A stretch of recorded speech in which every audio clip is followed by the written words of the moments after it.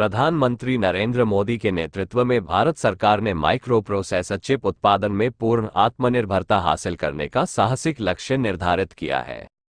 यह महत्वाकांक्षी प्रयास भारत को उन्नत प्रौद्योगिकी विनिर्माण में सबसे आगे रखने के मोदी के दृष्टिकोण को दर्शाता है। भारतीय इलेक्ट्रॉनिक्स और सूचना प्रौद्योगिकी मंत्री अश्विनी वैष्णव ने इस आकांक्षा के प्रतीक के रूप में अपने नई दिल्ली कार्यालय में एक सिलिकॉन सेमीकंडक्टर डिस्क प्रदर्शित किया है। नैनोमीटर में मापे गए सर्किट वाले ये चिप्स विश्व स्तर पर सबसे उन्नत और मूल्यवान वस्तुओं में से हैं।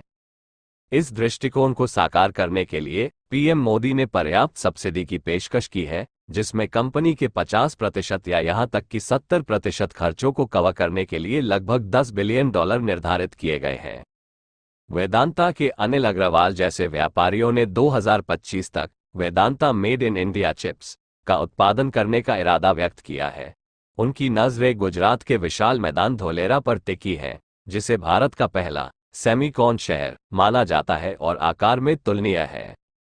मोदी का लक्ष्य घरेलू और अंतर्राष्ट्रीय दोनों निजी कंपनियों को इस दूरस्थ स्थान पर आकर्षित करना है, जिससे चिप निर्माण में निवेश करने की उनकी इच्छा पर दांव लगाया जा सके।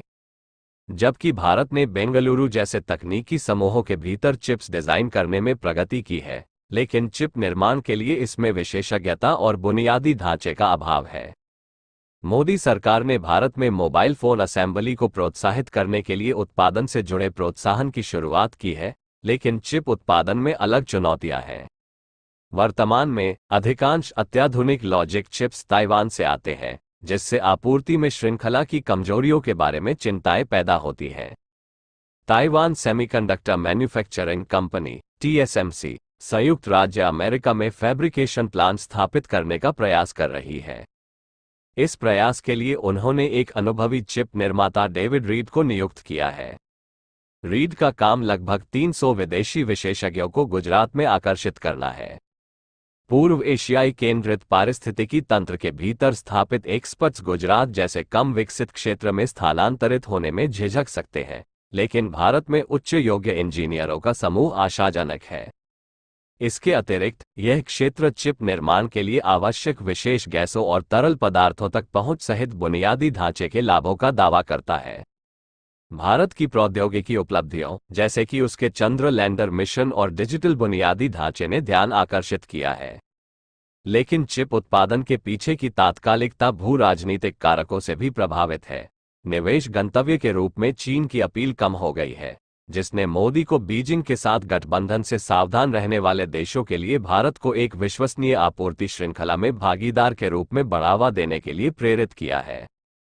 2015 में शुरू किए गए मोदी के मेक इन इंडिया कार्यक्रम का उद्देश्य विनिर्माण को बढ़ावा देना था, लेकिन सीमित सफलता मिली। विनिर्माण अर्थव्यवस्था का लगभग 15% बना रहा।